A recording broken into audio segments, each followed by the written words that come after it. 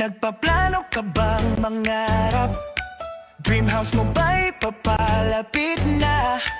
Negosyo ba'y sisimulan? Panahon na para mag-invest ka. Huwag nang mag-alala, sagot ka namin. Sa lupa't propina, siguradong nangkin.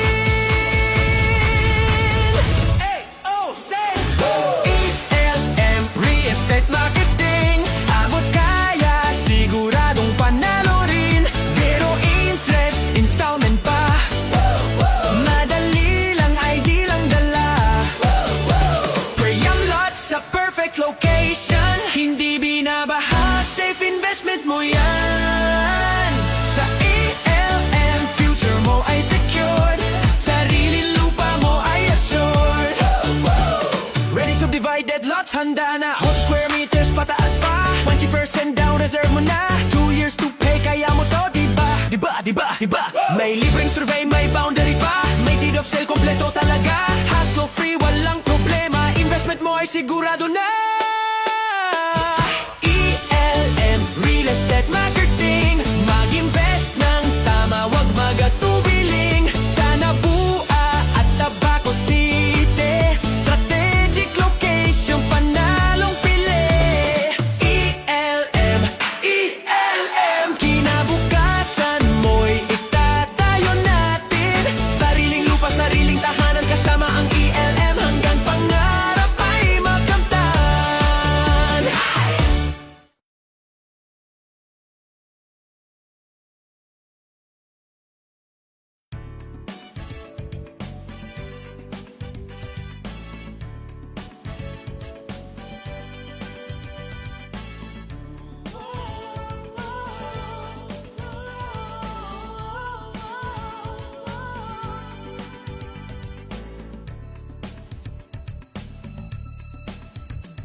Sadyang mahalaga ang buhay sa mundo. Ingatan ang sarili at ang ating kapwa-tao. Huwag papansinin patalastas na sigarilyo. Piliting iwaksi ang masamang bisyo.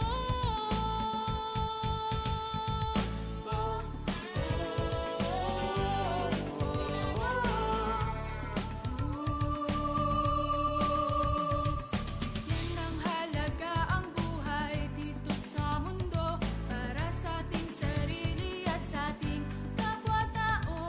Mga impormasyong mahalaga'y dapat malaman, magliligtas sa atin at sa ating kabataan. Smoke free ang hangin at paligid na malinis. Smoke free sa awit na ito'y pinapabatid. Smoke free, tinig natin sa hangin na maghahatid, upang ang buhay natin ay di agad na mapatid. Ang sigarilyo, maraming sangkap na kemikal, may lasong amoy, masama sa kalusugan. Usok at tabo, parang ulap na itim, naglalakbay sa hangin, nalalanghap natin. Pag-iosip rate, maaari pang bawasan, kung kaya mo rin lamang ay tuluyan ng iwasan. Para sa kabataan, magandang kinabukasan, walang gastos, sakit, polusyon ang kalikasan. Smoke free ang hangin at paligid na malinis. Smoke free sa awit na ito'y pinababatid. Smoke free, tinig natin sa hangin na maghahatid, upang ang buhay natin ay di agad na mapatid. Smoke free ang hangin at paligid na malinis. Smoke free sa awit na ito'y pinababatid. Smoke free, tinig natin sa hangin na maghahatid, upang ang buhay natin ay di agad na mapatid.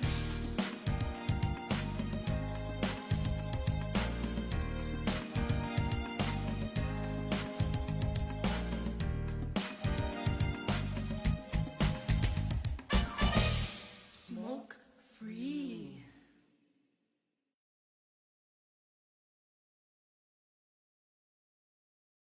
Diday ko, diday ko, diday ko, diday ko, diday ko, Sa albay, sa tuyang, bistuho na siya. Sarong babaeng matinabang, madangog sa mga inagrangay man.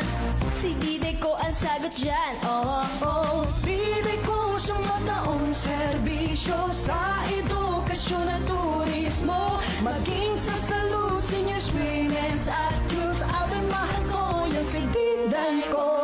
Diday, Diday ko, Diday, Diday ko,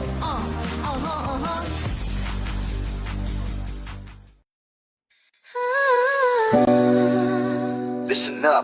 Feel the vibe so clean. Gotta go home, Dipper, baby, let's ride. Step in the store, feel the vibe so clean that I go home depot. Where the real ones win, that I go home depot. Where the real ones win, that I go home depot. Where the real ones win. Step in the store, feel the vibe so clean that I go home depot. Where the real ones win. Sa plan na mabali, papunta mo tama. Alupagway na nag-aalala mo, tama mo ba? Restro ng deck, BB audio sa tunog. Home upgrade time bro, saglit lang to tuloy-tuloy.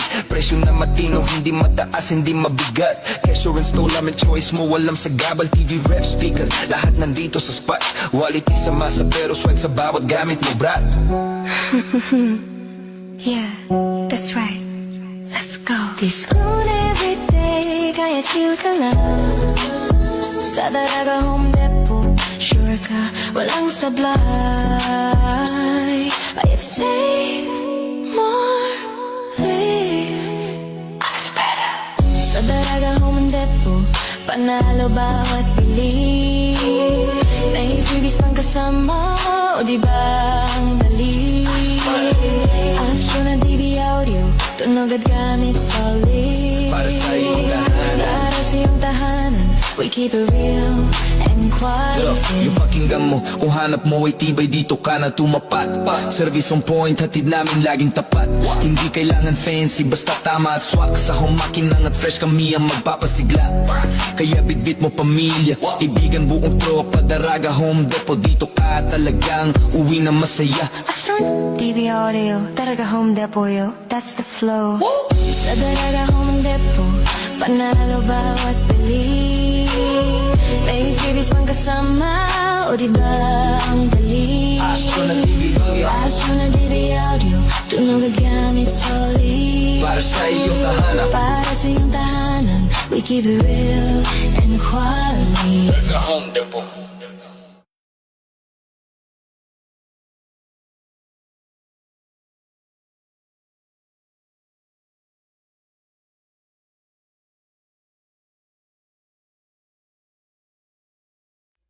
Isang ligtas na araw po sa ating mga tagapakinig, tagapanood dito sa ating programang BFP OLP On Air.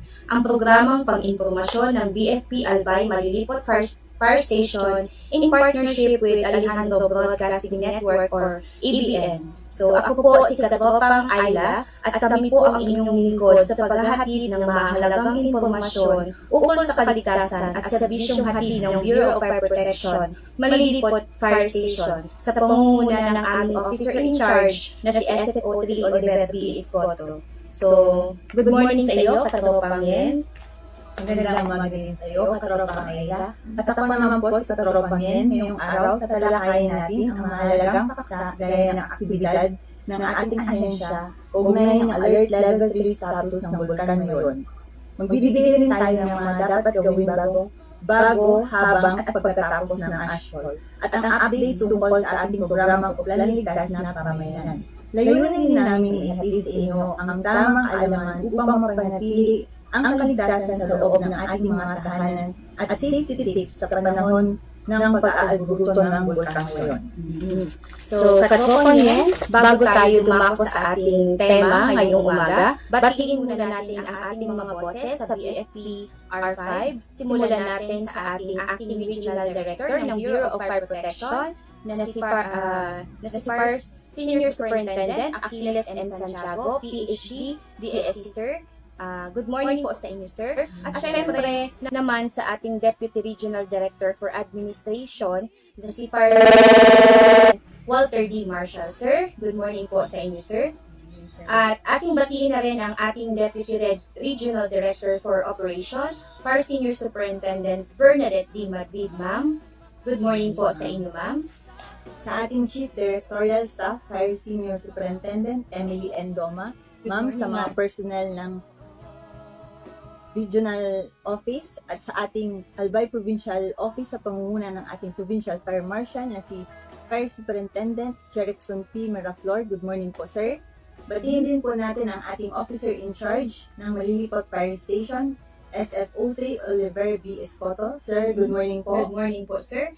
At isang ligtas na umaga din po sa ating mga kasamahan dito po sa Malilipot Fire Station na talaga namang walang tigil po sa pagbibigay ng serbisyo sa ating mga kababayan dito po sa municipality ng Malilipot. So magandang umaga din po sa lahat ng nakakapanood ng ating programa ngayong umaga at sa lahat po ng nakasubaybay mula po sa iba-ibang fire station po sa probinsya ng Albay na alam po naman natin na medyo busy po sa mga panahon na ito. Batiin din natin ang ating local officials ng Malilipot sa ating Municipal Mayor na si Honorable Zenon B. Volante at sa kanyang mga kasamahan sa Sangguniang Bayan sa pamumuno ni Honorable Vice Mayor Jose Bolaños. Yan. So kanina nabanggit natin yung ating mga pag-uusapan sa araw na to, yung papel ng BFP sa operasyon kaugnay nga sa pag-aalboroto ng ating Bulkang Mayon na sa pagkakaalam po natin ay nasa alert level 3 pa rin hanggang sa ngayon. So tayo po ay nasa sa ilalim sa full alert status dahil na nga po sa nasabi natin kanina na pag-aalboroto ng Bulkan Mayon. So, ang bulkan ay nananatiling aktibo at may potensyal at yun na nga po ay nagkakaroon ng mga minor strombolian activity na maaari pong or nagdulot po sa atin ng panganib at panganib po sa mga naninirahan sa paligid ng Bulkang Mayon. So, lalong-lalo na po doon sa mga nakapaloob sa tinatawag na danger zone. So, sa nangyari pong pagputok or bagsak ng mga ashfall nga po na greatly pong naapektuhan ang munisipalidad ng Kamalig at Ginubatan. So, katropa?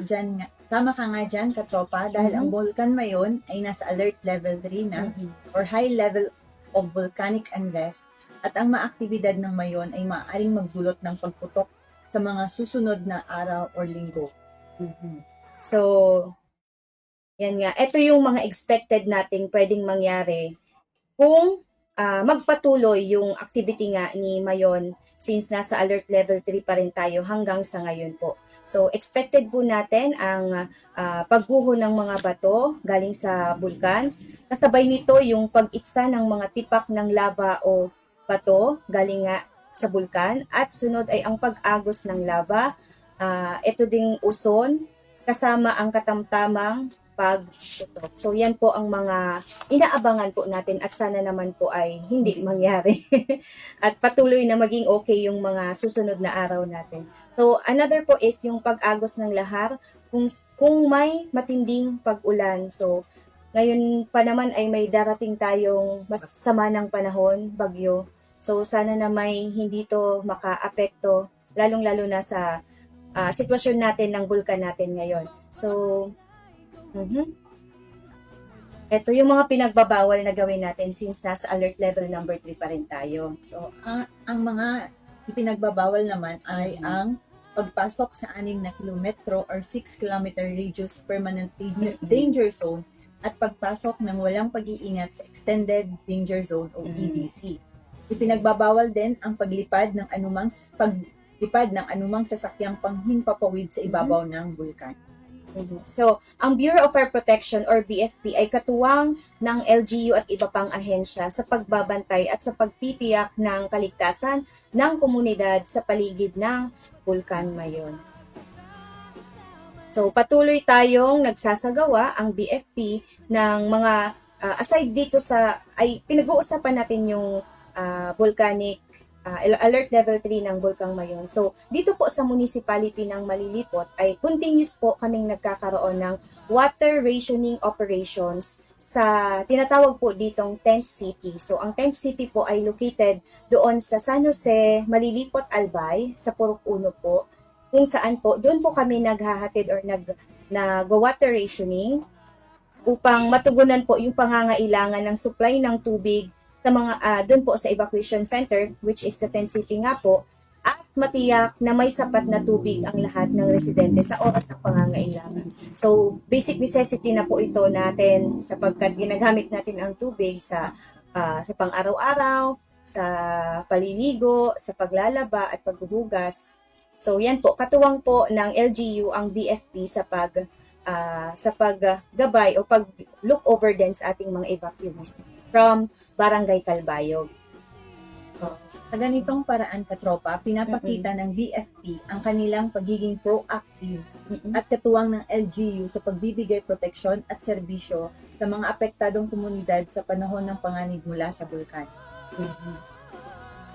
So, lately nga po, this week ay nagkaroon tayo ng malawakang ashfall po doon nga po sa municipality ng Ginubatan at Kamalig, kung saan po yung Ginubatan po ay greatly affected at nag-deploy tayo doon ng mga kasamahan galing sa iba-ibang munisipalidad at cities para tumulong nga po sa clearing operations doon. So, yan.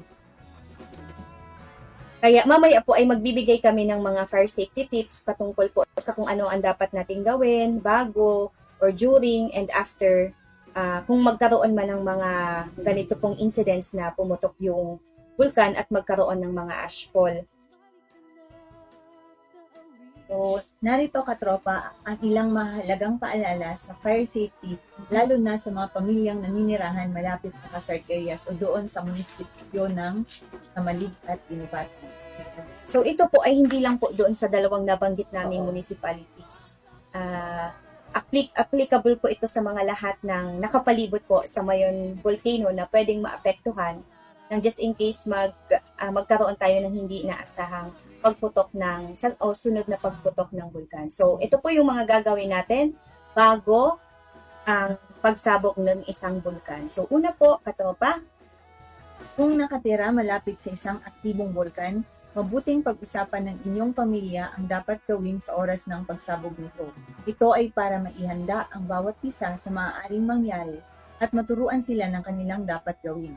Ganon din ang mabawasan ang takot na maidudulot nito lalo na sa mga bata. So, sunod po, makinig po at sumubaybay sa mga balita at anunsyo tungkol sa pagsabog ng bulkan.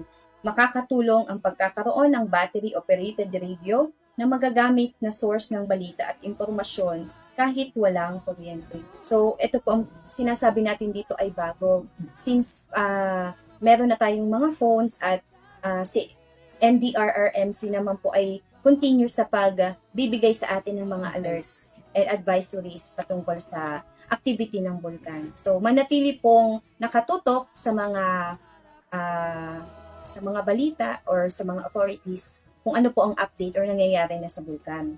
Next po, Bumili at maghanda din ng goggles at N95 mask para sa bawat miyembro ng ating pamilya. Ang N95 mask ay ang pinapayong gamitin kumpara sa surgical mask na maaari pa rin pasukin ng abo na mula sa bulkan. Opo. At since nga alert level 3 tayo, mas maganda po na meron tayong nakastore na sa mga bahay nating mga N95 mask. Hindi po yung typical na surgical mask ba yun na yung mask lang na manipis na ginagamit natin. So, mas recommended po ang N95 mask. So, sunod po, ito pa. Para sa mga alagang hayop, mabuti ring maghanda ng emergency kit para sa kanila o lugar na kung saan maaari silang mamalagi na hindi sila makakalanghap ng abo mula sa pagsabog ng bulkan. Okay. Kung sa atin po, meron tayong contingency plan. Kung ganito ang sakuna, ito yung mga gagawin, dito pupunta. Same din po with the animals. Yung sa naganap nga po sa bandang Kamalig or Ginubatan, sabi daw po ay mayroong mga namatay na hayop. So yan po, mas magandang planuhin na natin or alamin natin kung saan natin pwedeng ilagay or i-safe keep yung ating mga alagang hayop bago pa man ang pagputok ng bulkan. Sunod, katropa. Makakatulong din na mag-imbak na ng pagkain at tubig na maiinom para sa inyong pamilya. Mag-imbak na po ng maiinom na tubig. Oras na hindi na sila makalabas or hindi na nila kailangan pumili pa sa labas. Opo, at magmadali na bumili. At ito naman yung isi-share na naman natin ay yung mga gagawin sa oras na sumabog ang isang bulkan. So una po, makinig sa mga panawagan at anunsyo sa inyong lugar. Sa oras na kailangan na lumikas ay makipag-ugnayan sa local government upang kayo ay matulungan. So pag sinabi po ng mga authorities natin na dapat na tayong lumikas, makinig po tayo sa kanila at sumunod. So next, katropa. Kung hindi nangangailangan lumikas, manatili sa loob ng inyong bahay at siguraduhin nakasara ang inyong bintana at pinto. Ito ay upang hindi makapasok sa loob ng bahay ang abo mula sa pagpabog ng bahay. So applicable siguro to katropa sa mga hindi na malapit doon sa mga danger zones na sa time na sumabog o pumutok yung bulkan, dapat nakasara yung ating mga pinto at bintana para hindi pumasok sa inyong bahay at malanghap natin yung mga abo na pwedeng makapinsala sa ating kalusugan. So next, kung lalabas ng bahay ay magsuot, tama ba? Oo, magsuot ng N95 mask. Sa oras na walang N95 mask ay maaring magbasa ng bimpo at saka ito itakip sa inyong ilong at bibig.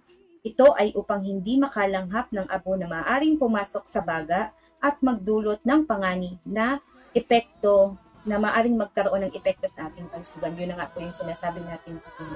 So, maaga pa lamang, magtago na tayo o bumili na tayo ng N95 mask. Next. Siguraduhin din natin na ipasok din ang mga sasakyan o equipment sa loob ng inyong bahay. O kaya naman ay takpan ito ng malaking trapal upang ito ay hindi malagyan ng volcanic ash na maaaring makasira sa makina. Kaya abo medyo Hindi lang sa tao, kumbaga Corrosive, diba? ang epekto nito. Kahit sa ating mga sasakyan, or sabi nga dito yung mga equipment or kagamitan natin, appliances, ay baka may effect din yung mga abong ito. So, sabi dito ay takpan daw. Next, or itago ng maayos. Next ay iwasan din magpunta sa mga mababang lugar dahil dito naiipon ang mga abo at iba pang debris mula sa pagputok ng bulkan. So yan po, sundin po natin yan. Next, katropa. Umiwas din sa mga ilog at iba pang daluyan ng tubig. Dahil sa oras na bigla ang pagsabog ng bulkan, ay magsisilbing daluyan ito ng napakainit na lava mula sa bulkan o lahar. So, iwasan po natin ang pagpupunta muna sa mga ganitong klaseng lugar para po ito sa ating safety naman. So next, makinig sa mga paalala ng mga kinauukulan at umiwas sa mga restricted zones o lugar na naka-heightened alert sa oras ng volcanic eruption. Lalong-lalo na po sa mga nagka-camp or nagtitrek, iwasan po muna natin na umakyat sa malapit sa mayon. Pag sinabi ng authorities, for example po dito sa Malilipot, sa bandang Barangay San Roque, ay meron na dyan na mga naka-standby na mga police. So sila po ay nagpapaalala na bawal pa rin po ang mga activities or yung pagpasok malapit doon sa mga danger zones nga po. Kaya po nga yung mga residente doon ay pinababa na kasi nga po para sa safety din po nila. So ito naman na isi-share namin susunod ay yung mga dapat nating gawin pagkatapos sumabog or ng pagsabog ng isang bulkan. So, una, katropa. So pagkatapos sumabog ng bulkan, ang unang gagawin natin ay makinig pa rin sa mga anunsyo at panawagan. Ito ay upang malaman kung ligtas na bang bumalik sa inyong tahanan. Huwag basta aalis sa ligtas na lugar na kinaroroonan kung wala pang go signal mula sa otoridad. Kasi yung iba ang ginagawa once na may pagsabog ng naganap ay babalik na sa kanilang mga tahanan. So yan po, mag-antay po tayo ng advice ng authorities natin, mga local chief executives natin, kung safe na po ba talagang bumalik doon sa mga inyong mga tahanan. So yan, next kung maaari, Nang bumalik sa inyong tahanan, iwasang mag-drive sa mga lugar na nakaranas ng matinding ashfall dahil maaari itong bumara sa inyong sasakyan at maging dahilan ng pagkasira nito. So yan po, iwasan po muna nating gumamit ng ating mga sasakyan o magmaneho sa mga lugar na apektado po talaga ng mga ashfall. So ito po ay para maiwasan natin yung pagkasira ng ating mga behikulo. Next ka, tropa. Sa paglilinis ng inyong bahay pagtapos ng pagsabog ng bulkan ay magsuot ng tamang kasuotan. Ito ay ang mahahabang damit na poprotekta sa inyong balat tulad ng pantalon at long sleeve shirt. Kailangan ring magsuot ng medyas at sapatos bilang proteksyon sa inyo. Yan. So magsuot po tayo ng mga kasuotan na kahit papano po mahahaba at covered yung ating skin kasi meron ding effect siguro yung ash sa ating mga skin, sa ating mga balat na pwedeng magcause ng mga irritations, sa mga medyo sensitive ang skin. Yan, ganun. Dapat naka long sleeves or kung naka pants, ganun. Basta medyo mga mahahaba. Along with your N95 mask and goggles para sa protection sa mata. Yan. So, simulan. Sige ka, tropa. Simulan ang paglilinis mula sa bubong at alulod ng inyong bahay. Saka na sunod ang alisin ang mga abo sa bintana at pinto ng bahay pati na rin sa inyo.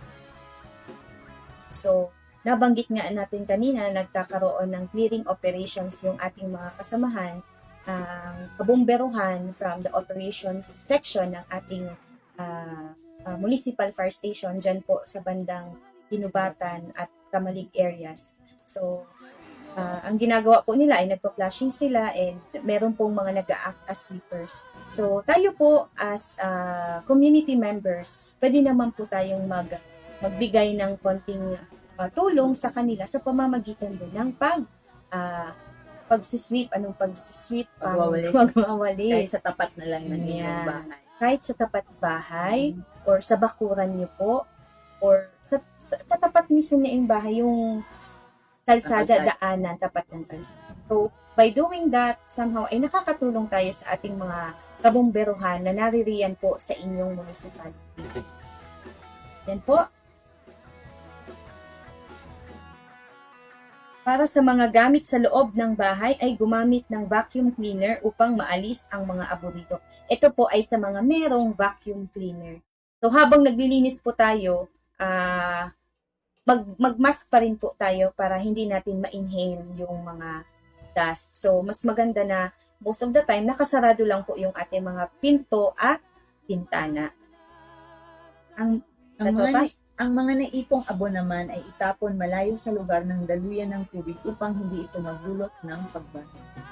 Kasi pag ang mga abo natipon at nagbuo-buo, nabasa, medyo nagigisyang parang semento ang texture. Tumitigas po siya. So, pwede yung mga tumigas na ash ay maging cause ng pagbara ng mga alulod. Opo. So, sunod ka, tropa. Dahan-dahanin ang paglinis ng inyong bahay. Kung masyadong makapal ang bumabalot na abo, ay humingi ng tulong sa paglilinis nito.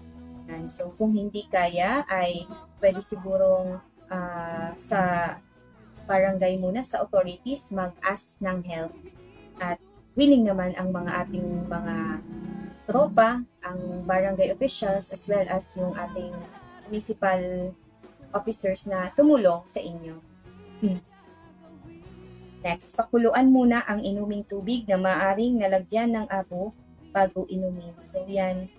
Pero yun nga yung sinabi namin kanina na bago, mga dapat gawin bago, yung mag-store ng tubig.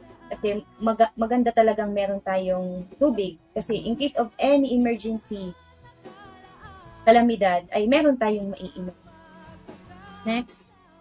At labhan ang mga damit na nalagyan ng abo. Yung mga nakasampay na naabutan na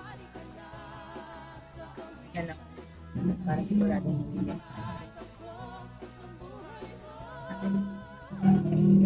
So, atin ding pasalamatan at bigyan ng pagsaludo ang Bureau of Fire Protection Region 5 dahil po sa efforts na ginagawa ng ating mga katropa dyan nga po sa municipality ng Ginubatan at Kamalig, na kung saan po lahat nga po o halos lahat po ng stations ay nagpadala po ng isang fire truck at iilang mga personnel po from the operation section para magtulong-tulong po. So bali, umaga, early 6 a.m. hanggang gabi po ay merong nagpo-flashing sa mga lugar na yon, at halos maghapon hanggang gabi po ang efforts na ginagawa ng ating mga katropang bumbero dyan po. So, maraming salamat po mga ma'ams and sirs, and saludo po kami sa inyong dedikasyon. Gusto natin ding pasalamatan at i-commend ang dedication at hard work ng ating acting regional director ng Bureau of Fire Protection Region 5. Sa pangunguna po ito ni Acting Regional Director, Fire Senior Superintendent Achilles M. Santiago, Sir. So, kasama din po sa mga efforts na ito ang ating napakasipag na Provincial Fire Marshal ng Albay na si Fire Superintendent Jerickson P. Miraflor, Sir. So, maraming salamat dahil dito sa dalawang leaders natin ay mas naging maganda yung operasyon doon po sa dalawang nabanggit na affected municipality. So, sino-sino pa yung mga dapat nating i-commend sa Kasama din natin, ma'am, ang ating karatig probinsya na tumutulong sa fishing operation gaya ng Camarines Sur sa pangunguna ng kanilang Provincial Fire Marshal na si Fire Senior Superintendent Hyacinth Grada Mirabel, ma'am. Salamat po. Thank you, ma'am. At ang probinsya din ng Sorsogon sa pangunguna ng kanilang Provincial Fire Marshal na si Fire Chief Inspector Eric Caramo. Yun. So, wag din nating kalimutan pasalamatan yung ating mga kasamahan na personally nag-appear talaga doon at tumulong sa flashing operations from the BFP Malilipot. Pero sa pangunguna po ito ng ating napakabait na officer in charge na si SFO3 Oliver B. Escoto. So nariyan po ang ating Chief Operations, napakasipag na si SFO3 Lester Pielago. So kasama din po doon from Malilipot Fire Station ang ating Chief in charge na si SFO1 J. Blasquilio. Kasama din po sa operation ay si FO3 Harold Ducot. Nariyan din po si FO2 Israel Romel Dayap. Kasama rin po dyan si FO2 Edsel Bornilla. And sa kabilang shift naman, yung pumapalit sa kanila, nariyan po yung shift in charge nila na si FO3 Abarientos, Myla Abarientos. Kasama din po dyan si FO2 Karen Archinwe, along with FO2 is Christian Bongkakas, at nandyan din po si FO2 Balete. So, Siyempre, meron din si pasalamatan Sir din Sid natin. din, baka makalimutan natin. Salamatan din natin, ma'am, sa katropang Ayla. Siyempre, nandun ka din ba, ma'am, first First day day. na flashing operation. Yung mismong gabi na pinapunta tayo doon. Recall na yun. So yan, i-grab na din natin yung opportunity ito na still, yung mga hindi pa po nakakapag-follow at nakakapag-share and like or heart reacts on our Facebook page. So kung mapapansin nyo po, ang page natin ay iba po sa ibang Facebook pages ng BFP, ng station. So, kasi sa iba, ito-type nyo lang ang BFPR5, tapos yung station name, tapos lalabas na. So, sa amin po ay nagkaroon ng problema yung aming previous account. So, nag-create kami ng panibago. So, for BFP Malilipot po, meron kaming BFP Malilipot. So, yan po ang pangalan. Facebook account po, hindi po siya page. So, doon po kami patuloy na nagpo-post, nag-update, nung mga ginagawa naming activities sa araw-araw. So, active yan. And active din po kami sa pagbibigay ng mga fire safety tips. Araw-araw din po yan. So, yan po. Patuloy nyo pong i-add nyo po since account siya. I-add, i-share, and pwede rin kayo mag-comment if you'd like to. Then, mas maganda po yan para mas informed ang ating community sa mga ginagawa ng ating mga kabomberohan. So, yun lamang po. Yung mga walang numbers ng BFP Malilipot, pwede naman kayo sa account natin mag-reach out or mag-contact or tumawag. So, ano pa ba? I-share po natin pala katropa yung mga nangyaring accomplishment or mga activities na nangyari dito sa municipality ng Malilipot sa buwan lang ito ng Abril. So, simulan natin. Kasi yung first week ng pag-start ng April ay ang activity natin for that month is the Oplan Semana Santa, kung saan nag-deploy po ang BFP Malilipot. Diyan po, deploy tayo dyan sa may Barangay 4 along the National Road. Diyan po kami nag-take post sa Malilipot National High School. So sa tapat po niyan. So kasama po namin yung mga PNP. Nandyan din po yung mga personnel from RHU and kasama din namin yung mga Coast Guard. So ilang ano din kami dyan, ilang araw din kami dyan na nag-post at nagbantay ng ating mga yung mga ano natin. Kasi yun yung time na nagsisiuwian po baga yung mga family natin, relatives from afar. So yan, meron din tayong nag-post din tayo during pag may mga activities ang churches, nandun din tayo para mag-serve as first aid service team or FAST po na tinatawag sa amin. So, yan yung first week ng April. Sunod po ay, kaugnay nga nitong Semana Santa pa, ay nagkaroon tayo ng mga FAST din, first aid service team sa mga paliguan ba, sa mga resorts such as for example, Des Montes, ano pa ba, yung mga Sagurong. Nagpunta din po dyan yung ating mga masisipag na bumbero from the BFP Malilipot para mag-monitor ng status at mag-serve as emergency service team or FAST nga po.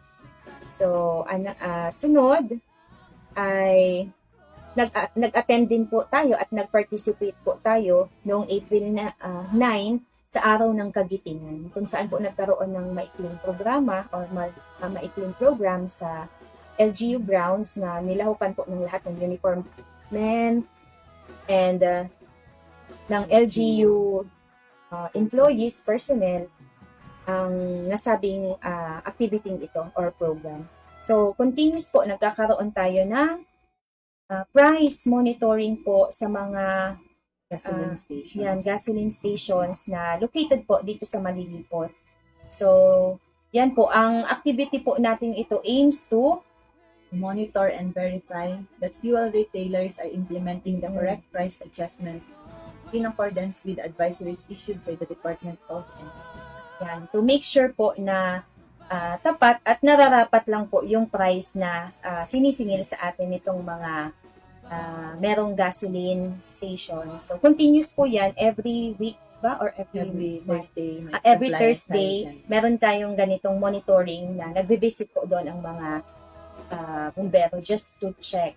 And next po, nagkaroon din tayo nitong webinar on the rules on administrative cases in the civil service. And this is conducted by the Civil Service Commission and was attended by our Chief Admin na si SFO1 April Oyardo. So next po, for the month of April, continuous yung ating, meron din tayong mga emergency responses na ginagawa, yung mga aksidente po, dyan po sa ating, kasi dito po sa Malilipot, since medyo okay na ang, maganda na talaga yung road, frequent din na nagkakaroon ng mga aksidente. So ready po to respond ang BFP Malilipot sa mga vehicular accident. So meron din tayong response noong April 16, dyan to sa may San Jose banda. Then next, continuous din po ang ating pag-aayos ng mga OLP documents. Yung mga tapos na po ito na napasyalan natin. So, grab na din po namin yung opportunity to thank lahat po ng coordinators from the schools as well as po yung mga barangay officials na napagkandakan na po namin ng Oplan Ligtas na Pamayanan. Sa barangays po, saludo po kami sa mga barangay officials and barangay captains na napaka-active naman talaga sa pagtulong sa amin sa pag-draft ng kanilang CFPP. Sa mga schools naman po, halos kalahati na din ang merong SERP or Schools Emergency Response Plan. So salamat po sa inyong lahat, ma'ams and sirs. So sa ngayon po ay ngayong month, since meron tayong memo on the energy conservation, ay continuous pa rin ang OLP. Ngayon, sa patunay nga nito, ngayong buwan ay meron tayong ERPB naman po yung ating focus. Ang ERPB po, ito po yung Emergency Response Plan for Businesses, kung saan po pinapasyalan natin yung mga businesses and nag-fill up tayo ng mga forms. And kung general business naman to or kung malaking business, ay nagkakandak tayo ng ERPB lecture and nag-perform tayo ng company fire brigade sa doon sa establishment. So, ngayon na April, nakapagtanda kami ng ERPB and CFB sa Barangay 3. And Barangay 3 is yung Hair Care Corporation. So, for Barangay 3, ang bumbero sa barangay natin, napakasipag na si FO2 Karen Archinwe, and active na. At tapos na din ni Ma'am Yen yung Barangay 4. So, shout out po, i-insert natin, shout out natin yung napakasipag nating naka-maternity ngayon na si FO1 Ashley Karinan. So, diyan ka muna. Okay, keep safe. And then, ano pa ba ang nagawa natin this April? Bukod dyan,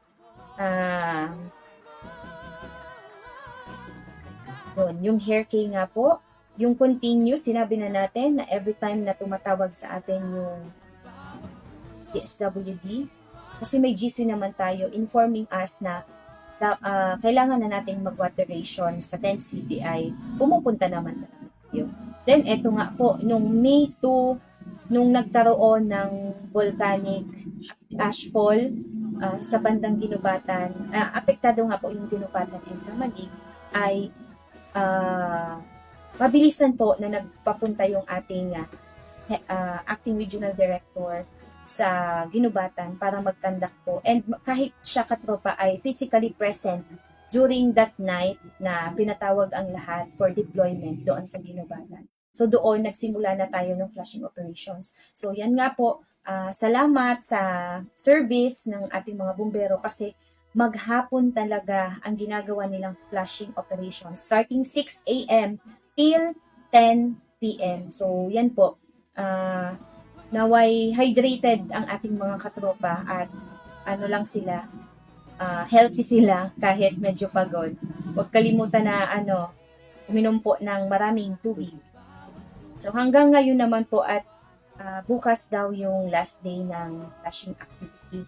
And sana matapos po talaga nila para makapag-rest na din kahit paano yung ating mga kasamahan. So yan lamang po ang recent activities ng Malilipod Fire Station. So yan katropa, inabot na tayo ng oras ng pamamaalam. Hindi na po namin mababasa yung mga comments nyo dyan sa baba. Pero maraming salamat po sa pagtutok at pakikinig sa amin sa araw na ito. Tapos na naman yung isang makabuluhang edisyon ng ating programa sa ABN na Oplan Ligtas na Pamayanan, hatid ng Malilipot Fire Station. So sa muli po, ako po si FO2 Ayla Maribiato, kasama si naman po si FO2 Irene Villas.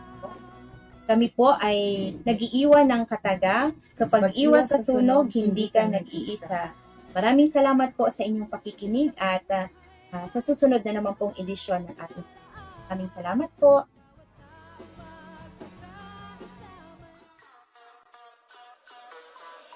Hey!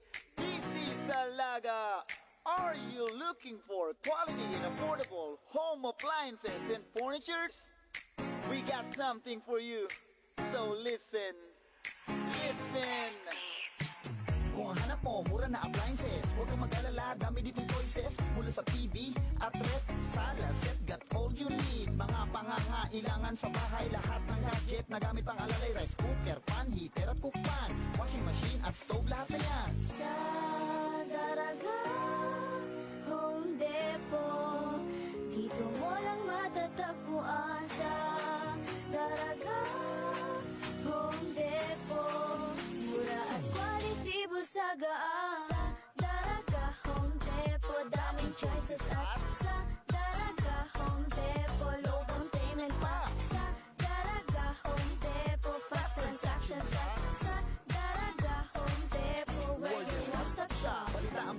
mga kakilala, tropa kapitbahay lahat pati chismosa. Dahil subok na mapapamura ka, quality sa murang halaga. State of the art ang appliances, pwede ang installment, pwedeng cash basis. Dami ring modes of payment, magtanong lang and they'll keep you entertained. Sa Daraga Home Depot, dito mo lang matatagpuan. Sa Daraga Home Depot, mura at quality busagaan. Sa Daraga Home Depot, daming choices at sa Daraga Home Depot, low down payment pa. Sa Daraga Home Depot, fast transactions at sa Daraga Home Depot, where your one-stop shop. One-stop shop, let's go! May online banking, delivery o walk-in, cash to cash o installment. Huwag ka magalangan, no, let's do it. Pwede sa mayaman, lalo sa mahirap, mga brands ay hinahanap. Dito mahanap, we got what you want, we got what you need. Let the bass drop, now move your feet. Let's go!